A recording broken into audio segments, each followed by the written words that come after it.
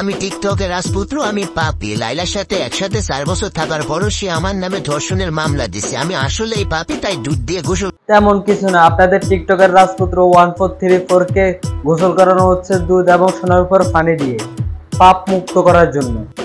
তার আম্মা তাকে জেলখানা থেকে বের হওয়ার পর দুধ এবং সোনার উপর পানি দিয়ে গোসল করে তারপর বাড়ির মধ্যে প্রবেশ করাইতেছে। বাই দা ওয়ে, দুধ পানি দিয়ে কি গোসল করলে পাপ মুক্ত হয়ে যায়? আপনাদের প্রিন্স মামুন কি জেলখানা গিয়ে পাপ করছে নাকি জেলখানা যাওয়ার আগে পাপ করছে? কোনটা করছে? না হলে সে তো বাইর হওয়ার সাথে সাথে তার দুধ দিয়ে পানি দিয়ে গোসল করানো উচিত ছিল। তাহলে আমার কথা হচ্ছে, আপনাদের প্রিন্স মামুনকে দুধ দিয়ে গোসল করা উচিত ওই জেলখানাকে, যে জেলখানার মধ্যে সে ছিল। আসসালামু আলাইকুম, this is Hridoy and this is the another episode of টিকটকের টুকটাক। দেখেন এভরিওয়ান, আমি অনেকদিন পর মজা করে ভিডিও বানাই না, কারণ ফেসবুক ইউটিউবে টাকা দেন, আর টাকা না দিলে তো ভিডিও করার ইচ্ছে থাকে না। তারপরও আজকে এমন একটা ভিডিও দেখে ইচ্ছেটা হালাতে পারি না, সাথে সাথে ভিডিও করতে চলে আসছি।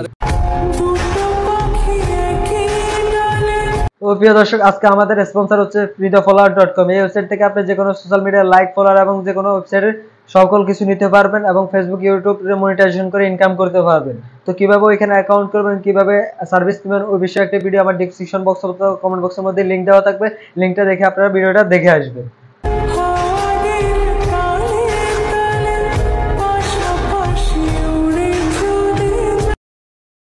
আপনাদের রাজপুত্র জেলখানা থেকে বের হওয়ার পর তাকে দুধ দিয়ে এবং সোনার উপর পানি দিয়ে গোসল করানো হচ্ছে, তাই দেখে আমি আজকে ভিডিওটা বানাইতে বসছি।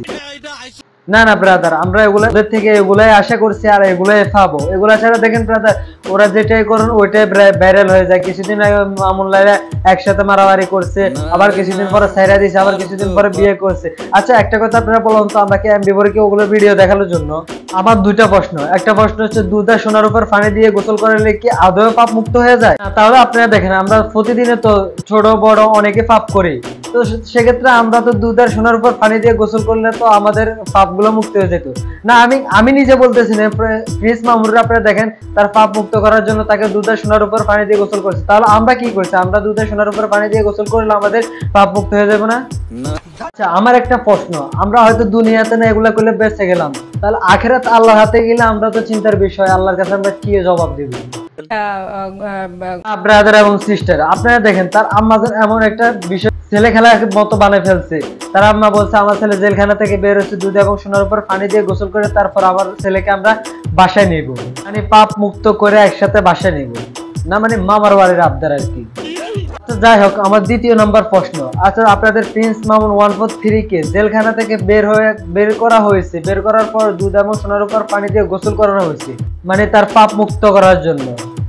আমার প্রশ্ন হচ্ছে, সে জেলখানা যাওয়ার পর পাপ করছে নাকি জেলখানা থেকে আসার পর পাপ করছে? কি জেলখানা যাওয়ার পর পাপ করছে?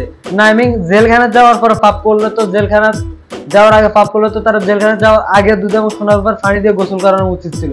আর যদি জেলখানা থেকে বের হওয়ার পরে করতো পাপ, তাহলে তো জেলখানার পরে হ্যাঁ ঠিক আছে আমরা মেনে নিচ্ছি। না, বিষয়টা যদি আবার এরকম হয় যে সে জেলখানা যাওয়ার আগে পাপ করছে, তাহলে এক কাজ করা উচিত, যে ওই জেলখানার মধ্যে রয়েছিল ওই জেলখানাটাকে দুধ এবং সোনার উপর পানি দিয়ে গোসল করানো উচিত। না, আমি বলতে চাইছি কি, সে তো জেলখানা থেকে আসার পরে পাপ মুক্ত করার জন্য তার আম্মা তাকে দুধ এবং সোনার উপর পানি দিয়ে গোসল করেছে। তাহলে জেলখানা যাওয়ার আগে যদি পাপ করতো, তাহলে জেলখানাকে দুধ এবং সোনার উপর পানি দিয়ে গোসল করালে ক্ষতিটা হইতো কি? আমরা বলেন, টিকটকার হিসেবে তো আমরা এটা মেনে নিতাম নাকি? না, মানে আমি বলতে চাইছি আরো একটা কথা, যে জেলখানা অপবিত্র একটা জায়গা। ওই জেলখানার মধ্যে দিয়ে যদি প্রিন্স মামুন কোনো পাপ করে থাকে, তাহলে তো তার আম্মা তাকে দুধ এবং সোনার উপর পানি দিয়ে গোসল করেছে, আর অপবিত্র জায়গাটারও তো সোনার উপর পানি দিয়ে গোসল করা উচিত। তাহলে তার আম্মা তাকে দুধ এবং সোনার উপর পানি দিয়ে গোসল করে যখন বাসাতে ঢুকেছে, তাহলে জেলখানাটা কি দোষ করেছে? আমার মনে হয় কি, জেলখানা একটা অপবিত্র জায়গা, ওই জায়গাটা সোনার উপরে পানি দিয়ে ধোয়ার পরে তাহলে আমাদের প্রিন্স মামুন, না মানে আমি বলতে চাইছি প্রিন্স মামুনকে যদি আবারও না হয়, তাহলে সেক্ষেত্রে পবিত্র থাকবে, আর জেলখানা তো অপবিত্র জায়গা, তাহলে প্রিন্স মামুনকে দুধ এবং সোনার উপর পানি দিয়ে গোসল করায় বাসে ঢুকে দেয়, এটা আমরা ভালো করে মেনে নিই। বাই দ্য ওয়ে, আবার যাওয়ার কথা বলছি, মানে কি আমাদের প্রিন্স মামুন তো একবার বের হয়ে না, সে তো জামিনে বের হয়ে আছে। বিষয়টা যদি আবার এরকম হয় যে তাকে আবার, না সে তো আবার প্রতি মাসে মাসে যে হাজিরা দিয়ে আসতে হবে, তো আবার যদি তাকে যাওয়া হয়, ওই জন্য আমি বলছি আর কি, যদি আবার যাওয়া হয়। আমার নাম হলি জুলুম খান, আমরা 18 ভাই। ও ভাই তো নয় যেন হাইরে খালাম্মা, আপনার প্রিন্স মামুন তো আবারও হয়তো যাইতে পারে, আবার হাজারে যেতে পারে, আমি আবার তো হাজারে দিতে যাইবো, হ্যাঁ নাকি? বেসে যদি আবার সে জেলখানার মধ্যে থেকে যায়, তো সেক্ষেত্রে আমি বলছি কি সমাধান, বিষয়টা এখনো সমাধান হয় নাই। হ্যাঁ, এত সকাল উত্তেজিত হয়ে লাভ নেই, একটু ধৈর্য সহকারে কাজ করুন, হ্যাঁ হয়তো হয়ে যেতে পারে। তো ঠিক আছে, আজকের ভিডিওটা এই পর্যন্ত। ভিডিও যদি ভালো লাগে একটা লাইক করবেন, আর আমরা ভক্ত হয়ে থাকুন ভিডিও একটা সাবস্ক্রাইব করে দিবেন। তো ভিডিওটা এই পর্যন্তই, নামটা মনে রাখবেন, হৃদয়।